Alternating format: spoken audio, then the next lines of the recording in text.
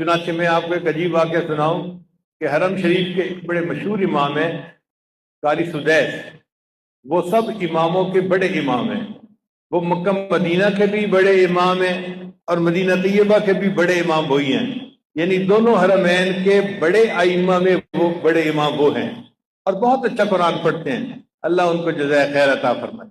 انہوں نے اپنا واقعہ سنایا، کہنے لگے کہ میں بچپن میں بہت شرارتی ہوتا تھا اور بہت تنگ کر دیتا تھا لوگوں کو۔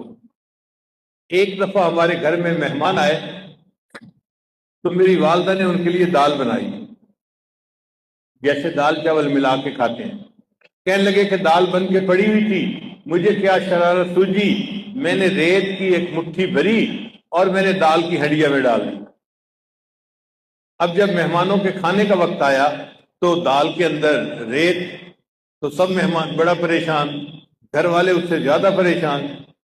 کہنے لگے کہ پھر میری والدہ کو بتایا گیا کہ جی دال کے اندر تو ریت ہے، تو امی نے جب سارا پتہ کیا تو پتہ چل گیا کہ ریت میں نے ڈالی ہے۔ اس وقت امی بڑے غصے میں تھی، کہنے لگے جب بہت غصے میں تھی تو انہوں نے غصے میں اس وقت مجھے یوں کہا کہ بیٹا تو نے مجھے بہت ذلیل کیا ہے شرارتیں کر کر کے، اللہ تجھے حرم کا امام بنا دے۔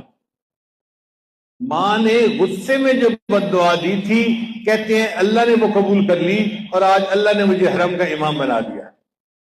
تو آپ سوچئے اگر ماں کی غصے کی بد دعا بھی قبول ہو جاتی ہے تو خوشی کی دعا کیسے قبول ہوتی ہوگی؟